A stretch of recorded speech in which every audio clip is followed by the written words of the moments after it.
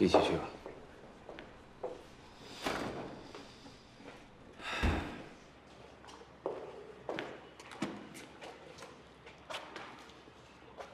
那我去开车。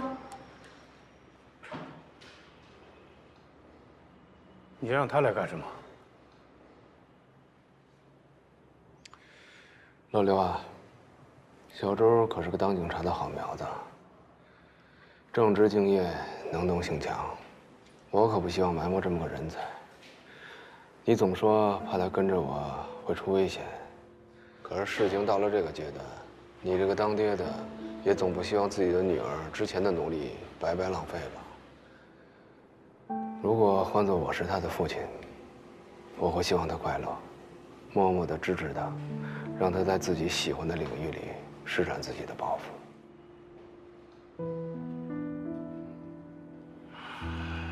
那是因为你啊，没做我父亲。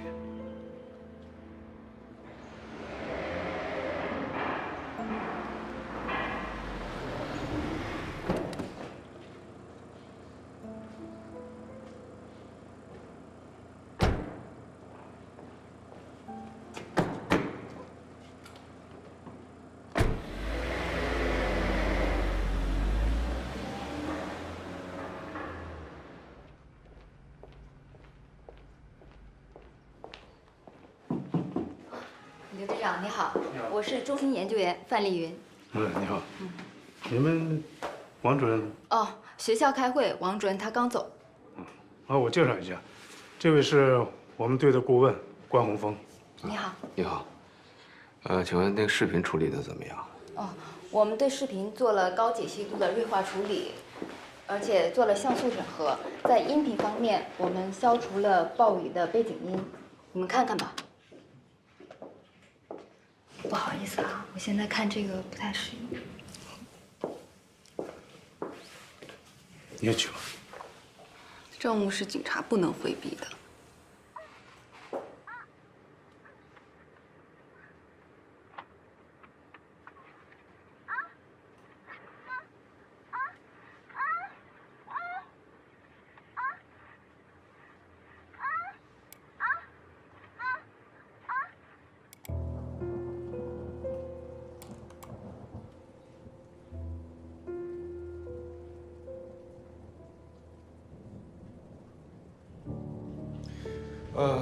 可以给我们拷贝一份吗？啊，好。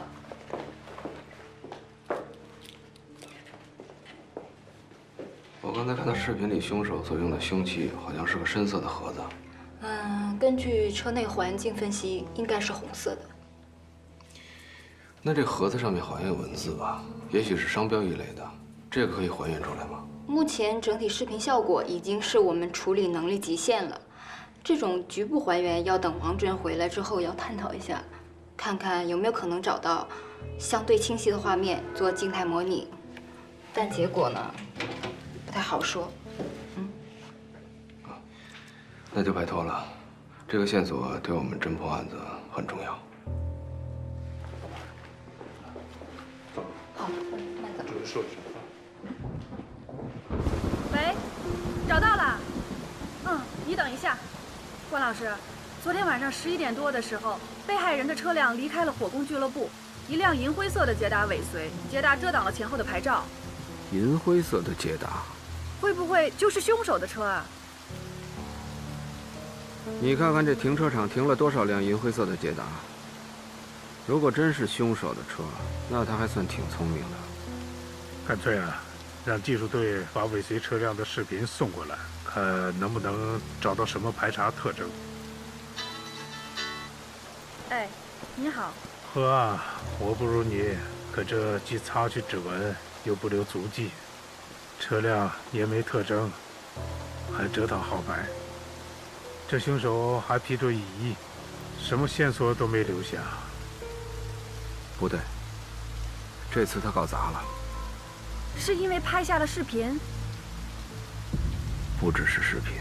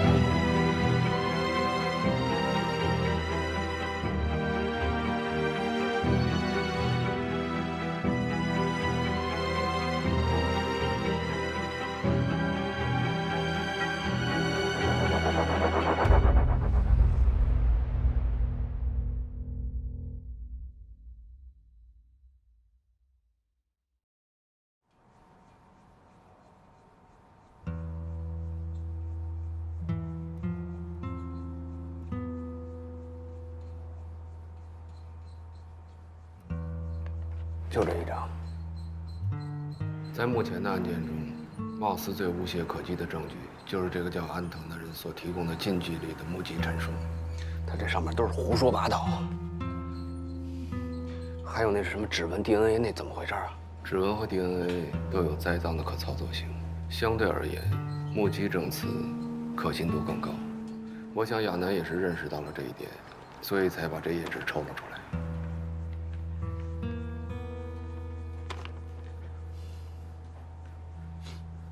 你看啊，这上写的，辨认人安藤在认真审视了照片后，当即指出27号关宏宇接近其所目击之成年男性。啊，我压根就没去过那狗屁小区。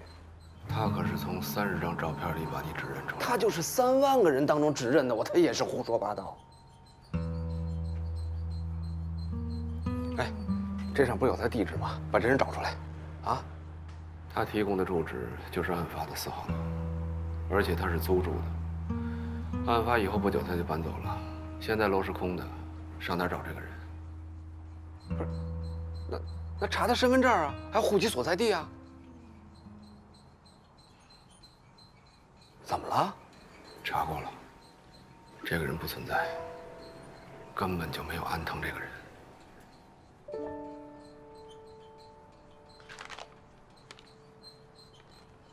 可是他这上抬头登记的个人信息都是他提供的身份证是假的。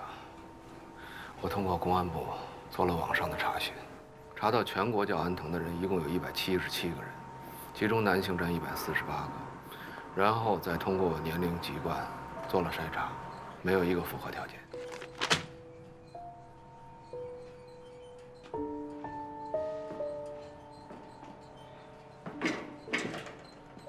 哎。也就是说，我让一根本不存在的人留下了一个无可辩驳的证言之后，这人就人间蒸发了。你有没有想过，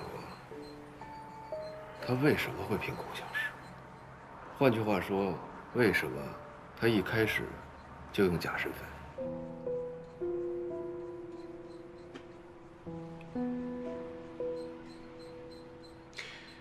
因为他一开始就知道自己做的是伪证。假如是这样的话，那他为什么做伪证呢？就是他想陷害我。就算不是他，我想，他跟想陷害你的人应该也存在某些关联。我不管，反正咱们得赶紧把这人找出来。我们现在没有这个人的照片，不过你注意到没有，他对案发当天晚上一路走进小区那些细节的描述。比方说，小区的超市没有关门，还有圣诞节的促销广告没有撤等等。你的意思是说，案发当晚，这个人也在曙光4号院？极有可能，所以必须得找到这个人。哥，你现在相信我是冤枉的了吧？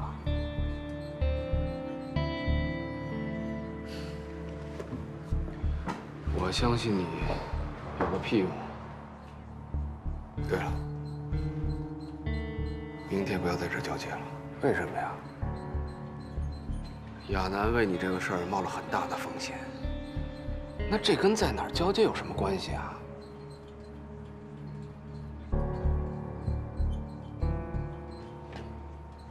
你别以为我不知道你为什么选择这个地方。你跟那个叫刘英的有什么关系？什么关系啊？我跟他没什么关系啊，什么关系都没有，他为什么会帮你？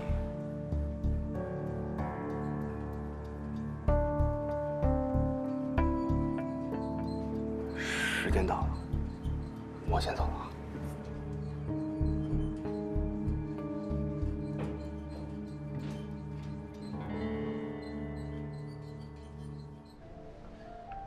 走之前来杯喝的。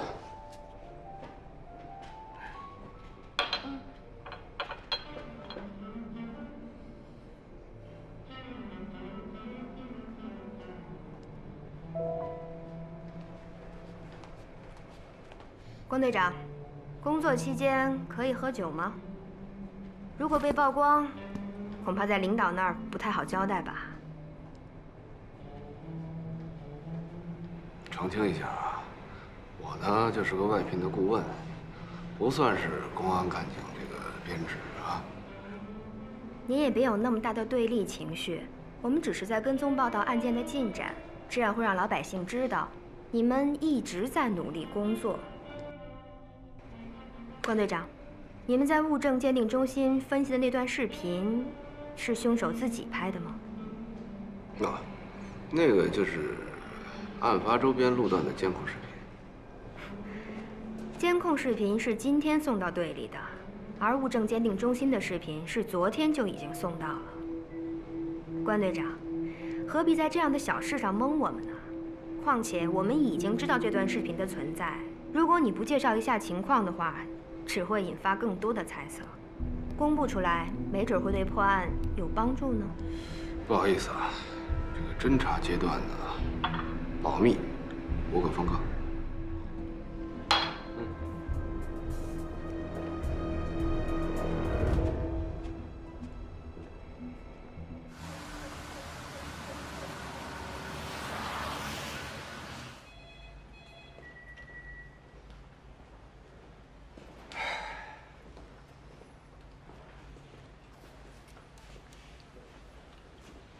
怎么样？有什么进展吗？17辆车的车主啊，我找到13辆，其他4辆还在摸，不过基本上都已经排除了。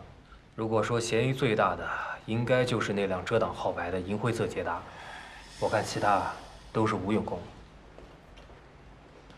喂，你那高参有什么建设性的意见没有？这不在里边问话了吗？辛苦了各位啊！然后有什么事儿我们再通知你，好吧？还有，海港区支队那个叫韩斌的顾问，你要对他特别留心。我对他不是特别了解，只是从直觉上觉得他是个很敏锐的人，有一种说不上来的古怪。捷达车的监控视频已经送去物证鉴定中心了，但是鉴定中心那边在问，在锐化和成像方面有没有什么特殊的要求？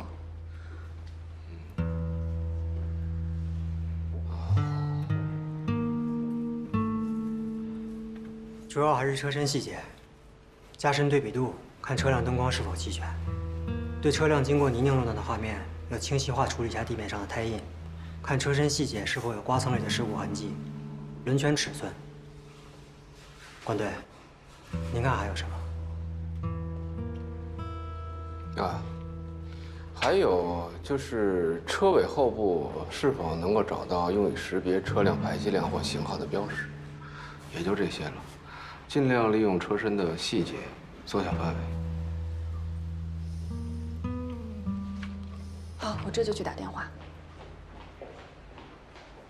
哎呦，师傅，好家伙，这堆记者把门口都堵死了，车都进不来，咱是不是那什么呀？找刘长勇，这不他最擅长吗？行。咱们啊，就是对这些记者太手软了。就你上次扣的那个董涵，到现在还缠着我呢。你又被他逮着了。我觉得他可以来咱们这里做跟踪培训。他没问出什么来吧？媒体这样大肆宣扬，甚至渲染案情，可能会导致其他恶性结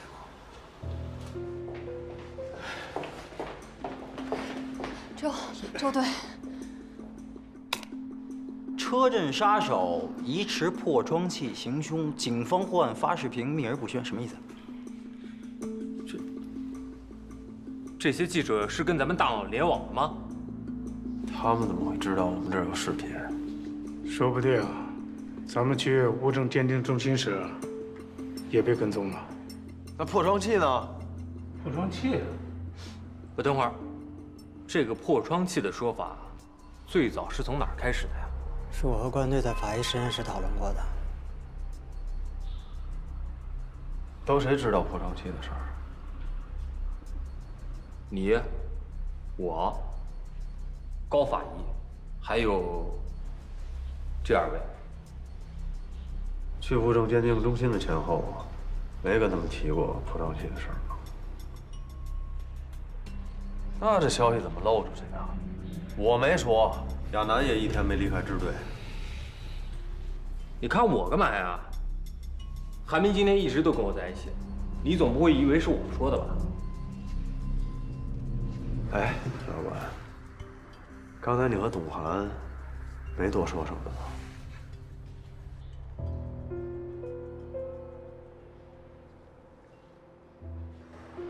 韩斌，你刚才说，如果作案特征泄露出去的话，会导致什么样的恶性结果？我们最好祈祷这种结果不会出现。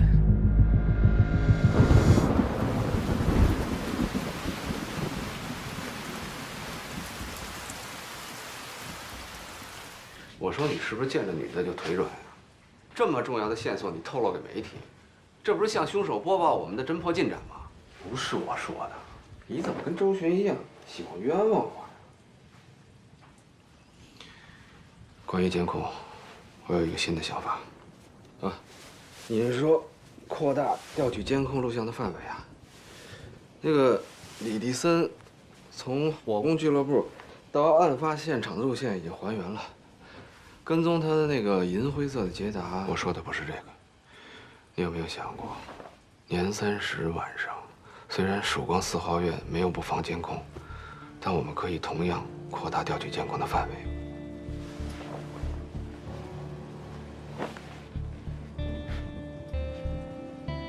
你是说，那个叫安藤的证人有可能在监控里出现？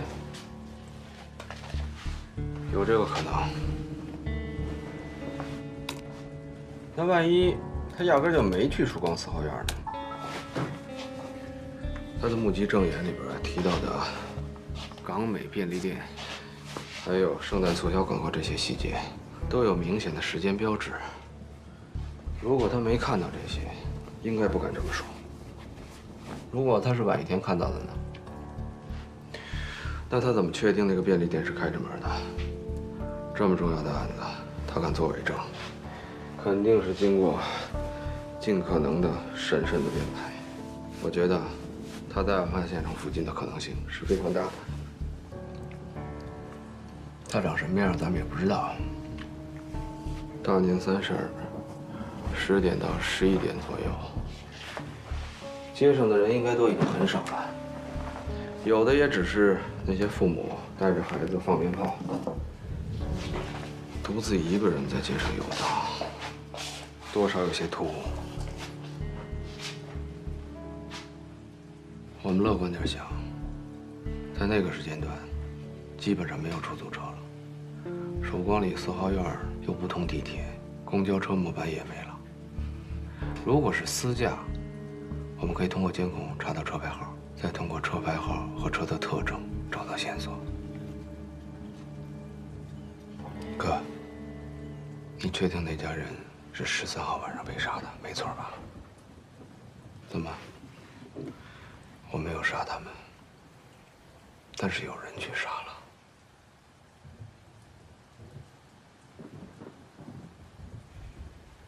凶手，对，凶手。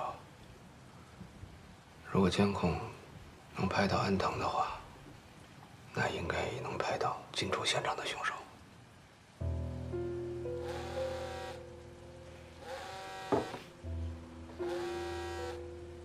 喂。什么？好，我这就过来。看来老天爷没有听到我们的祈祷，担心的事还是发生了，是吧？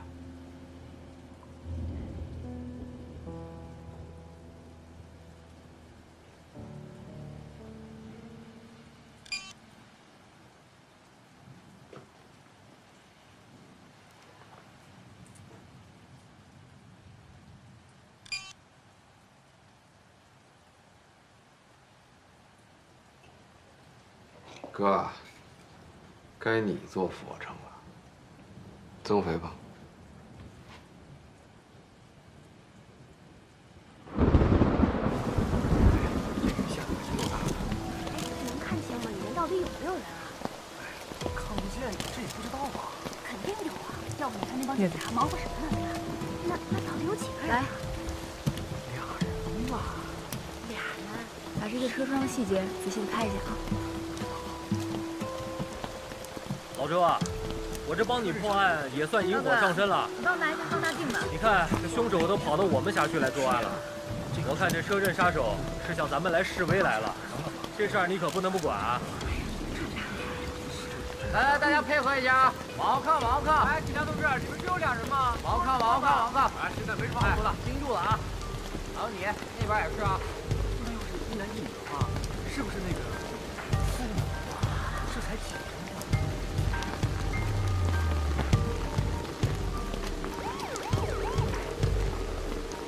孙子，来了。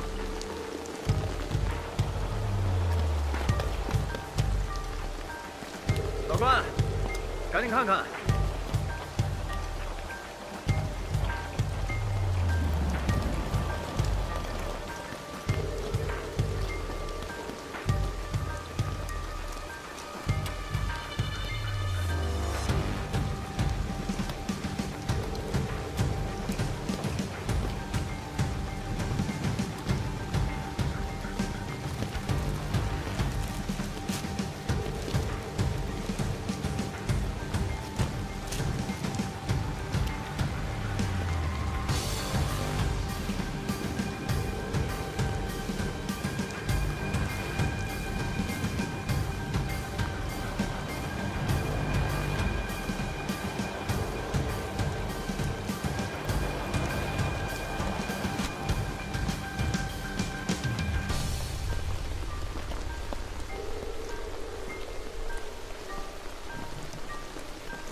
哎，董涵，来一下。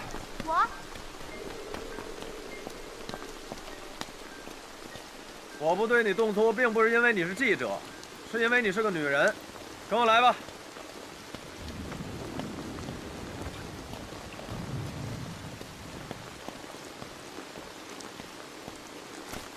哎，想看是吧？来，看够啊！不好意思啊，记者同志，我们周队也是因为接连有群众遇害而感到焦虑。不管怎么说，这一系列案件的凶手已经加快了作案的频率，这是不争的事实。从案件的初步判断来看，作案凶器的特征、被害人的身份以及他们作案的手段，跟之前的4起案件基本上是完全一致的。我们一定会尽全力破案，减少类似悲剧的发生。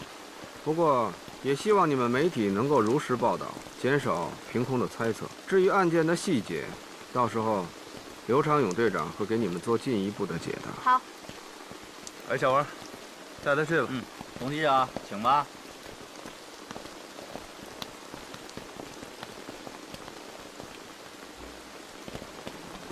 很明显，这是一个完全按照媒体公布的案件特征作案的模仿犯。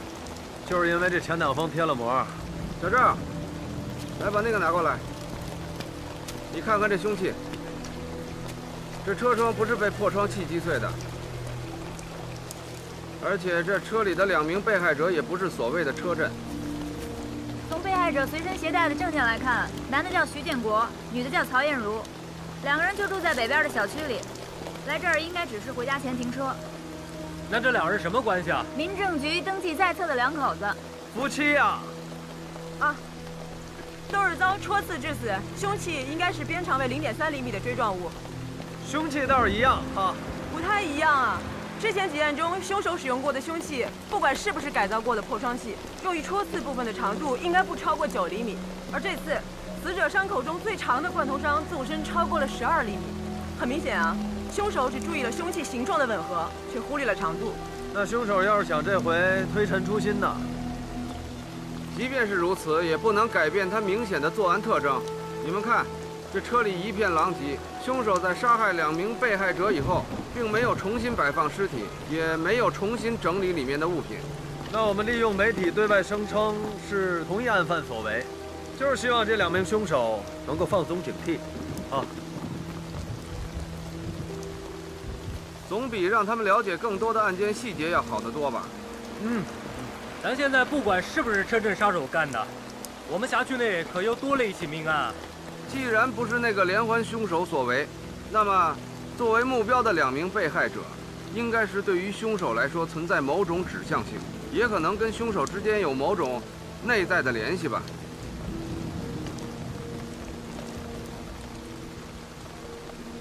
这个案子不难破。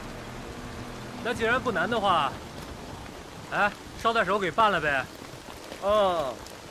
这个专案管辖问题是不是得向市局写申请啊？哎，我说老周，你少给我拿支队长的态度啊！我让你帮个小忙，你跟我摆什么谱啊？我跟你摆什么谱啊？我就是担心咱们这专案组的管辖问题，我跟你摆谱。要不这么着吧，啊，咱们都尽力而为，能查多少查多少，能够确定的那个嫌疑人呢就抓。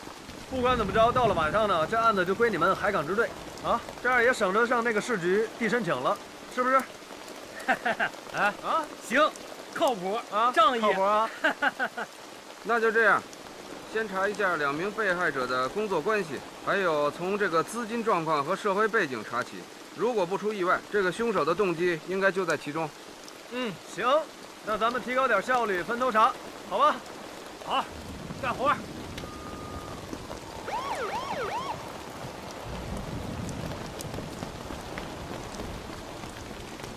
亚楠姐，亚楠姐，周队说今天继续由专案组负责跟进这个案子，但他让你今天把尸体转移到咱们队里去。周巡说的。小徐，干活吧。行，好嘞。小雨，哎，小雨，哎，把担架抬过来。哎，好嘞。刘队，周队也让您过去一下。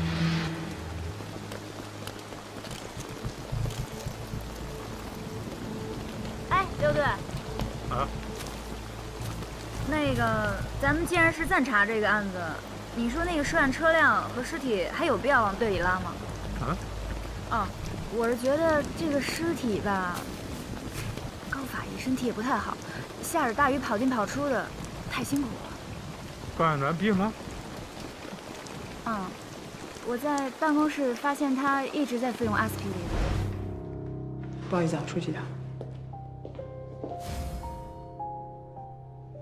应该是身体不舒服了。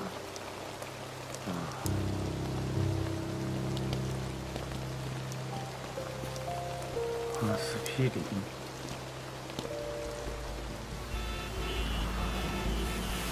这2名受害人中，徐建国53岁，京港人，交通银行信贷部经理；曹艳茹27岁，河北邯郸人，无业。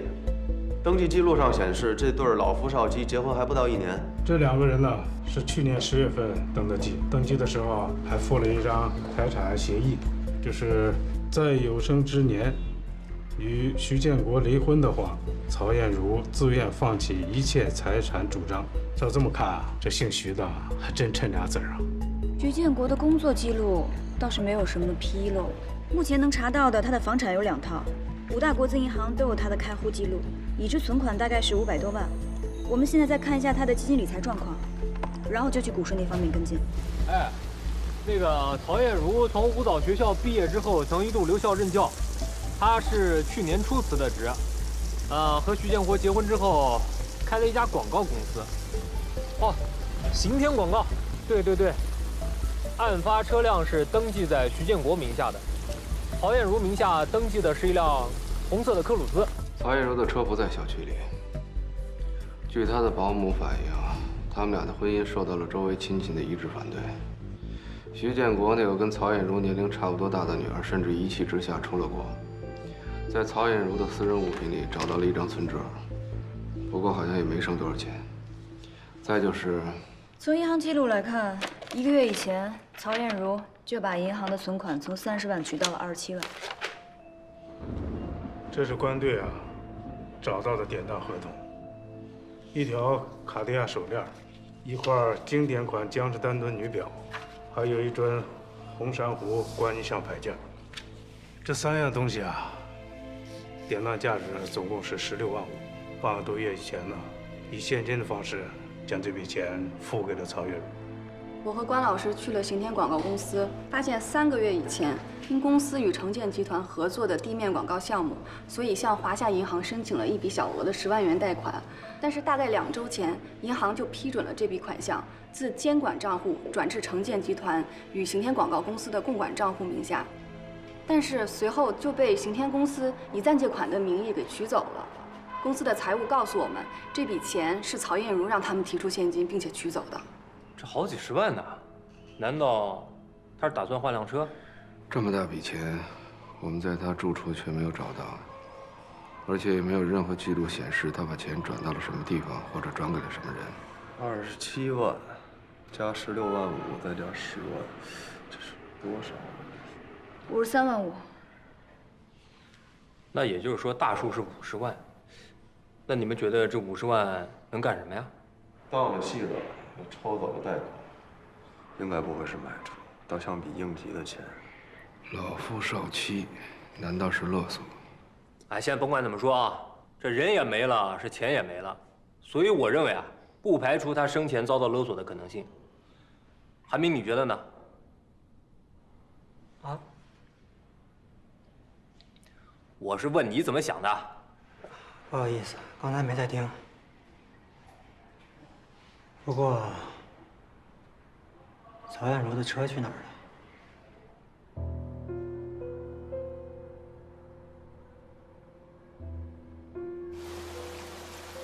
了？哎，虽然我不沾这玩意儿，但是这 GPS 是个好东西，至少定位起来方便啊。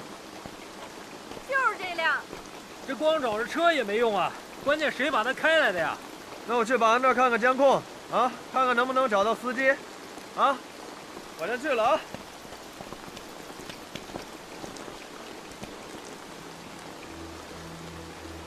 我觉得应该是2单元。我感觉是3单元。我转了一圈，这辆车只有右前胎上有泥，估计是拐过来的时候要在路边上的泥地开过来的。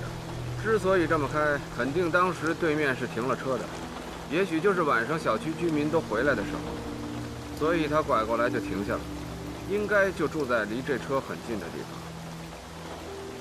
你为什么觉得是3单元？3单元楼门口是个很窄的死胡同，好进不好出，进去之后没法掉头，而这边却相对开阔些。就因为这个？不，因为这个。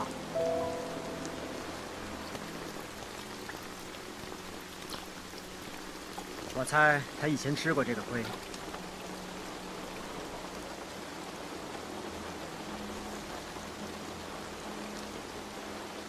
哎，这2位大师要是能告诉我门牌号码的话，哎，我赵金城就天天烧高香拜着2位了。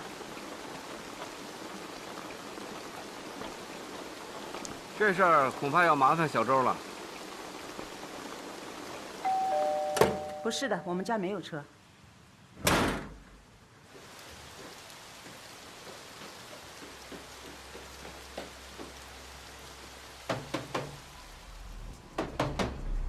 谁呀？小区物业，楼下有一辆牌照是港 A4595的红色雪佛兰，请问是您的吗？那辆车可把消防通道给堵住了。你们那又没写什么消防通道，对吧？哎，干嘛呀？楼下红色雪佛兰是你的？什么呀？车哪儿来的呀？我同学借的。哪个同学啊？就我同学啊。你干嘛？动！放开我！你们警察也不能乱抓人吧？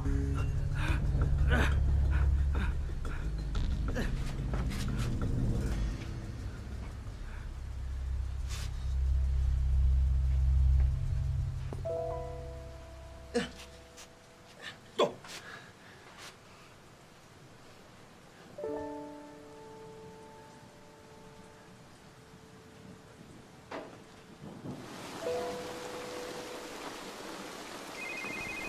哎，老周，老周，哎，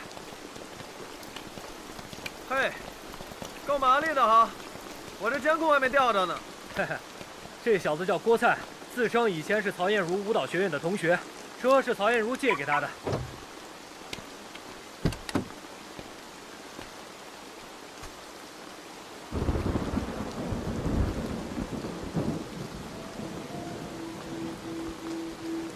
这车什么时候借你的？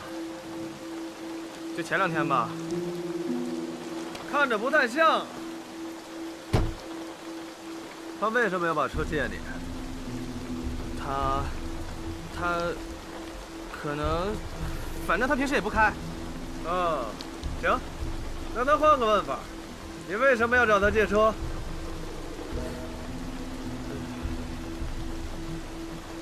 周队，关老师让我给您的。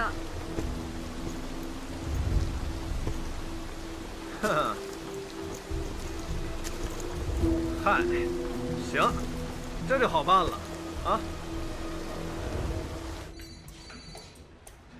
我们搜查了郭灿的住处，现金只找到1000多，信用卡是透支的，名下也没有任何储蓄账户。哎，那就是50万都花了呗。筹到50万到现在，也只用了2个多星期的时间。如果说都买成海洛因的话，那10个郭灿都抽死了。那就是钱没到郭灿手里。也许他用这钱来买凶杀人。师傅，这小子以后大大，2小时还不到呢，嗷的了。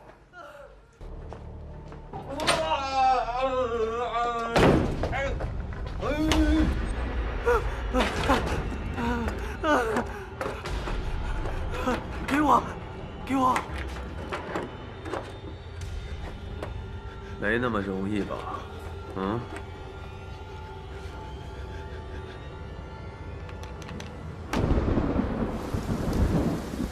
对，已经查明白了。被害人曹艳茹为了规避婚前财产协议，和情妇郭灿合谋买凶，杀害徐建国。但不知道中间出了什么差错呀？这个曹艳茹把自己也给搭进去了。据了解，他们是通过一个叫黄志强的中间人雇佣的杀手。我们现在已经对这个姓黄的实施了监控，算是以专家组的名义协助海港支队实施抓捕。好，您放心。哎，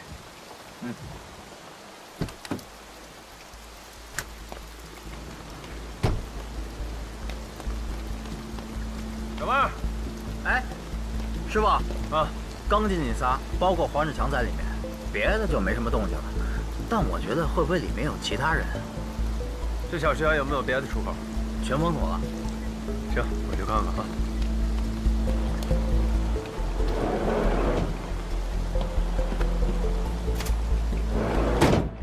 周队，宝贝啊，给我来支酒。来给我。辖区内特勤刚给我返回消息，韦伯豪4号楼606的咨询室是个幌子。黄志强可是道上有名的中间商。像他这样的人啊，弄2把喷子不是什么难事儿。你呀，还是老老实实把龟壳给背上吧。免了吧，齁沉的，穿上倒躲不开了。哎，老关，你就别上去了，好，你也别上去了，在这陪着老关吧。周队，我们真的不需要申请巡查，还有特警支援啊。